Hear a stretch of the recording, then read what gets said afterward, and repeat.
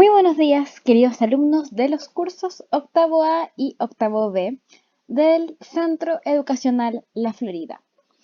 Chicos, el día de hoy les traigo la cuarta clase de lenguaje titulada La disposición temporal de los hechos.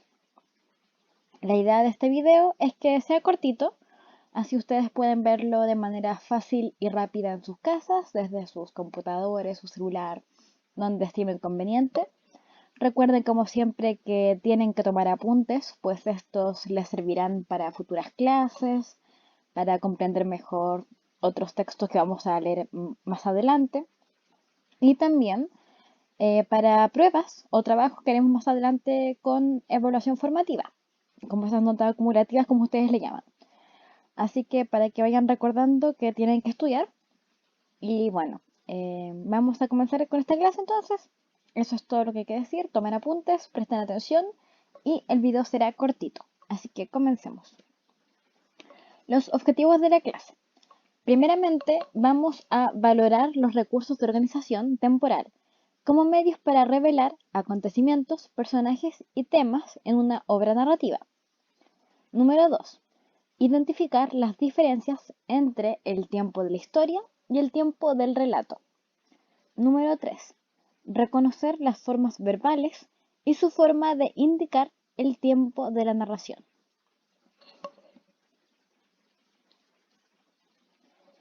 El tiempo y la narración. En la vida real es muy común medir o tipificar el tiempo que transcurre, y esto se hace teniendo en consideración un antes, un durante y un después. Esto, en modos indicativos de tiempo, correspondería al pasado, al presente y al futuro. En la narración, si bien es una ficción, también se toma en cuenta el tiempo, aunque de un modo diferente comparado con el valor que le damos en la cotidianeidad. Esto implica que no sean equivalentes el tiempo ficticio con el tiempo real. Hablemos un poquito sobre esta diapositiva. Yo estoy segura que ustedes en su día a día, en su rutina diaria, tienen rutinas o más bien tienen acontecimientos que hacen todos los días o varios días y ustedes los identifican como un antes, un durante y un después. Por ejemplo, imagínense que están sentados en el comedor haciendo una tarea. Pero antes de hacer la tarea, antes, ustedes se bañaron. Y se bañaron, y se limpiaron, y se vistieron. Y después se pusieron a hacer la tarea. Entonces ahora estamos en el durante, ¿verdad? Estamos haciendo la tarea durante, no sé, la tarde, por ejemplo. Estamos haciendo la tarea durante la tarde, antes nos bañamos y después vamos a comer. Entonces tenemos ahí nuestro día organizado en un antes, que sería la ducha, un durante, que es hacer la tarea, y un después, que sería comer, tener la cena, por ejemplo, ¿verdad? Entonces tenemos en este caso el pasado, la ducha, el presente, la tarea, y el futuro, la comida, la cena. Esto pasa igual, nosotros podemos verlo incluso en la vida real, o sea, lo vemos en la vida real, cuando por ejemplo hablamos del pasado. Por ejemplo, en el pasado a mí me daban miedo las arañas, ahora ya no. En el pasado yo solía ser pequeño, ahora soy más alto. O tal vez en el pasado yo era muy pequeño, ahora crecí un poquito más y en el futuro seré muy grande, ¿cierto? Ahí tenemos los tiempos, ¿verdad? O también podemos decir, por ejemplo, el año pasado yo tenía 9 años, este año tengo 10, el próximo tendré 11. No son mis edades verdaderas, claro. Es para que comprendan. Y bueno, eso ocurre en la vida real, en el tiempo real. Y como recordarán, por lo que hemos visto en clases anteriores, en otras materias, el autor se inspira para crear su mundo narrativo ficticio en los hechos reales, en el mundo real. Y como en el mundo real existe la presencia del tiempo, en el mundo ficticio también. Por tanto, en la narración, si bien es una ficción, también se tiene en cuenta el tiempo. Sin embargo, el tiempo de una narración no es lo mismo o no es equivalente al tiempo de la vida real, ¿verdad? Entonces, podemos decir que no es equivalente el tiempo ficticio con el tiempo real. Por ejemplo, un libro puede tener 100 páginas y durar 5 años y podemos leerlo tal vez en 1 o 2 días si nos esforzamos harto. Entonces ahí tenemos un claro ejemplo de que no es equivalente el tiempo ficticio con el tiempo real. Pero además de esto, podemos ver que hay distintos tiempos dentro de la misma narración. Y eso lo veremos en la siguiente diapositiva. Tenemos entonces la existencia del tiempo de la historia y el tiempo del relato. Como podemos ver aquí, el tiempo de la historia es el orden lógico que se le da a los diversos hechos que se suceden en la historia, es decir, que van ocurriendo paulatinamente, ¿verdad? Poseen un claro sentido y una causalidad establecida, donde el narrador va siguiendo un patrón de correlatividad cronológica en su relato. El tiempo de la historia se caracteriza por ser cronológico, es decir, es un tiempo ordenado entre inicio, desarrollo y final. ¿De acuerdo? Es fácil de reconocer dónde comienza el hecho, cómo continúa y cómo termina.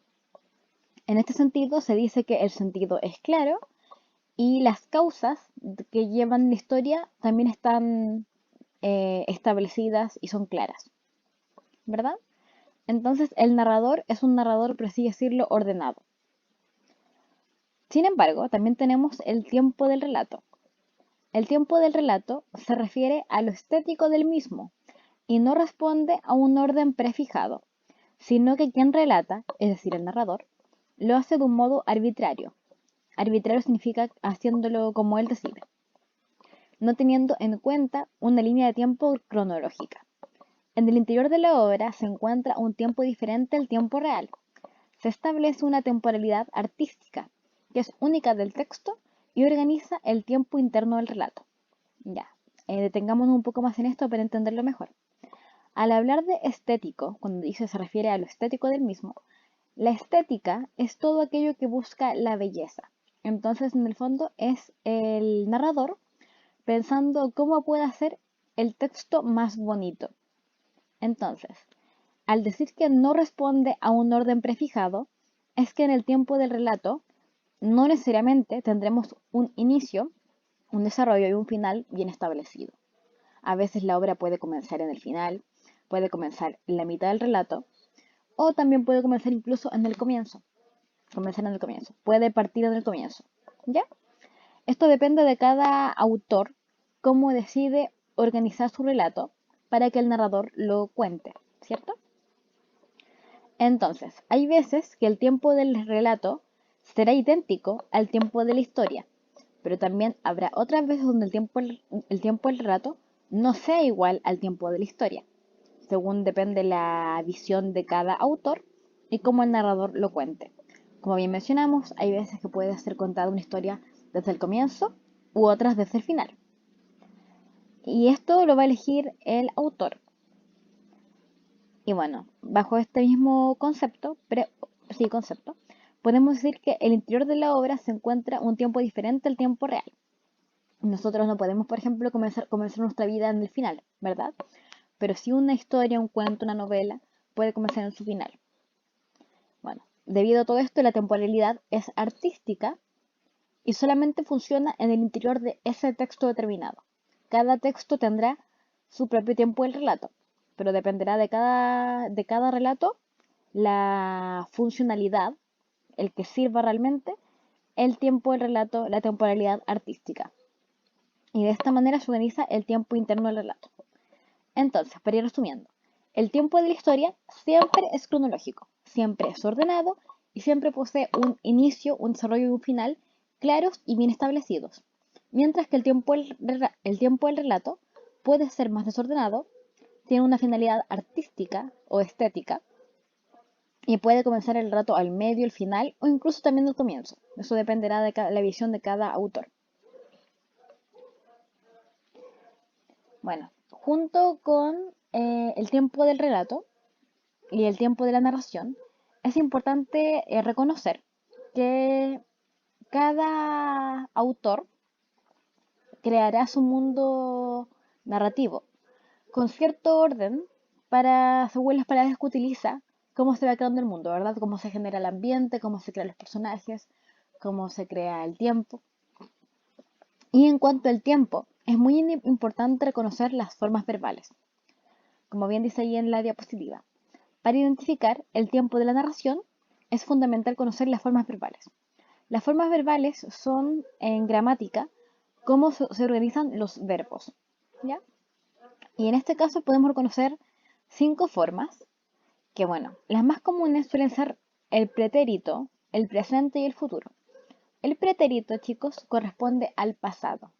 El presente y el futuro a lo que vendrá.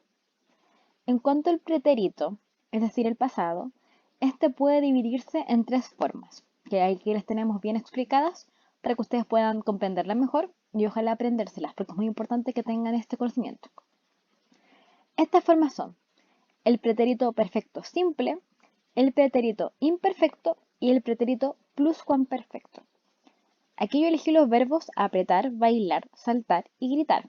Como ustedes pueden ver, los 4 verbos se repiten en los 5 tipos, en las 5 formas verbales. Entonces, por ejemplo, en el caso del pretérito perfecto simple, podemos reconocer los verbos apretó, bailó, saltó, gritó. El pretérito perfecto simple indica que la acción se realizó y se terminó. ¿De acuerdo? Él apretó, ella bailó, él saltó, ella gritó, por ejemplo. En el pretérito imperfecto es que la acción se realizó en el pasado, pero se da a entender como que la acción se siguiera realizando. Por ejemplo, ella bailaba cuando ocurrió el terremoto. Ella saltaba cuando el amigo se cayó, etcétera, etcétera. Entonces, el pretérito imperfecto correspondería a los verbos apretaba, bailaba, saltaba, gritaba. Y finalmente, el pretérito pluscuamperfecto corresponde cuando una acción se realizó. Un momento, por favor. Sí, cuando una acción se realizó y al siguiente se realiza otra más, como justo después de esa. Entonces tenemos en el caso del pretérito pluscuamperfecto los verbos había apretado, había bailado, había saltado, había gritado. Por ejemplo, él había apretado la masa con la cual estaba jugando cuando le llamaron a comer. Ella había bailado toda la noche cuando su mamá la fue a buscar a la fiesta. Él había saltado en el trampolín cuando apareció su hermana, etc. Es el pretérito pluscuamperfecto. En el caso del presente tenemos los verbos aprieta, baila, salta, grita. Otro ejemplo. Para no ocupar el, ella, digamos que el perro aprieta la pelota. Eso indica que el perro en este mismo momento está apretando la pelota. El conejo salta por el bosque. El conejo está saltando y alguien lo está viendo. Está contando que el conejo está saltando. Futuro simple. Apretará, bailará, saltará, gritará. Estos son los verbos que indican una acción futura, una acción que aún no se realiza. Por ejemplo, eh, cuando caiga la noche, ellos bailarán hasta el amanecer. Cuando sean las 12, ella saltará de la cama. Cosas así, ¿me entiendes? Estos son los 5 verbos más importantes. ¿Y cuál es su función? Indican el tiempo. Según el tipo de verbo que el autor elija para que el narrador narre los hechos, serán el tiempo que vaya indicando. Si es algún verbo pretérito, nos indica una acción pasada, una acción que ya se realizó. Si es un verbo en presente, nos indica una acción que se está realizando en ese mismo momento. Y si es un verbo en futuro, nos indica una acción que se va a realizar, que aún no se realiza, pero se realizará. Miren, realizará, ese otro verbo en futuro. Para continuar, voy a leerles este cuento llamado Dulces Trucos, de Sir Helder Amos. Ojalá ustedes también puedan leerlo y ojalá les guste tanto como me gusta a mí. Comencemos. Al día siguiente de Halloween, mientras escuchaba a sus amigos contar la gran cantidad de dulces que habían recolectado la noche anterior, pidiendo dulce truco en las casas de sus vecindarios, sonrió muy placidamente. A diferencia de ellos, cuando regresó a casa la noche anterior, descubrió que la calabaza de plástico que había llevado para guardar sus dulces estaba vacía, porque todas las casas que visitó no le dieron dulces, sino que todas le mostraron un truco. Recordó cómo en una casa un hombre hizo magia con las cartas. En otra, una mujer hizo malabares. En otra, una chica jugó con fuego frente a sus ojos. En otra, un joven contorsionista dobló su cuerpo de forma sorprendente. En otra, una anciana le leyó las cartas del tarot. Y así le sucedió en todas las casas que visitó. Ninguna le dio dulces. Así que mientras escuchaba hablar a sus amigos de los diferentes dulces que habían recogido, él sintió un peculiar sabor dulce en su boca, que estaba seguro sus amigos nunca saborearían ni aunque se comieran todos dulces que hayan comido juntos. Todos los dulces que hayan comido juntos. Ese es el cuentito, chicos. La idea es que ustedes reconozcan los tiempos verbales presentes en este cuento, para que reconozcan las diferentes formas del tiempo que el narrador nos está contando. Primera actividad. Tras haber leído el cuento Dulces Trucos de Sir Helder Amos, escribe en tu cuaderno 2 columnas, una para el tiempo de la historia y otra para el tiempo del relato. Es decir, el tiempo de la historia ordenado, cómo ocurrió cronológicamente, y el tiempo del relato, cómo el cuento nos lo presenta estéticamente. Identifica en ambas columnas qué hechos, acciones o acontecimientos narrados en el cuento corresponden a tiempo de la historia y tiempo del relato. Envía una foto de tu cuaderno al correo de la profesora natalia.farias@self.cl mostrando la actividad desarrollada. Ya, chicos, en resumen, tienen que leer el cuento, hacer 2 columnas que indiquen el tiempo de la historia y el tiempo del relato y reconocer los acontecimientos tanto en el orden cronológico como en el orden que el texto lo presenta. Y ahí van describiendo en cada columna cómo correspondería el cuento. Y esta foto del cuaderno me la mandan a mi correo. Si alguno quiere hacerlo en Word, también puede hacerlo en Word. ¿Ya? Ahí cada uno ve lo que le acomode. Lo importante es que para la próxima semana esté mi cuaderno, esté mi correo esta actividad. Y la actividad número 2 es una cortita y pequeña actividad para la siguiente clase de Zoom, para la siguiente reunión de Zoom, mejor dicho. Deben leer el cuento El Regreso, el cual pueden encontrarlo en las páginas 94 al 100 del texto escolar de este año. Tras esto, tienen que leer la página 102, considerando lo visto en esta clase. La página 102 no es una actividad, chicos, es materia. Es la misma materia que vimos hoy día, explicada de otra manera. Esto yo quiero que lo lean y lo entiendan. Tomen apuntes también si es necesario. Y siguiente clase en reunión de Zoom, podemos hablar juntos sobre la materia o alguna duda que haya quedado pendiente, ¿de acuerdo? Eso, chicos, ha sido la clase número 4. Espero que hayan entendido bien. Recuerden que cualquier duda, cualquier pregunta que tengan, como siempre, pueden enviármela a mi correo. Entonces, vamos a revisar para terminar la clase los objetivos del día de hoy y veremos si se cumplieron. Valorar los recursos de organización temporal como medios para revelar acontecimientos, personajes y temas de una obra narrativa. Vimos que es importante, ¿verdad?, entender la organización temporal para el orden de un relato, ¿verdad? La importancia que se le da a ciertos acontecimientos más en un texto, que en ciertos elementos más que a otros en un texto, ¿verdad? ¿Pudieron reconocer las diferencias entre el tiempo de la historia y el tiempo del relato? Sí, yo creo que se explicó bastante bien la diferencia entre el tiempo de la historia y el tiempo del relato. Si alguno tiene una duda o no le quedó muy claro, puede mandarme un correo como siempre. Y finalmente, punto número 3, reconocer reconocer las formas verbales y su forma de indicar el tiempo de la narración. Vimos que es importante las formas verbales porque estas nos indican en qué tiempo el narrador nos está contando la historia, ¿verdad? Entonces, chicos, espero que hayan disfrutado la clase. Recuerden que queda subida esta para que puedan revisarla en cualquier momento, pueden repetirla. Así que eso, nos vemos el siguiente jueves a las 12 del día en nuestra reunión vía Zoom. Cuídense, quédense en sus casas y espero que tengan una buena semana. Besitos.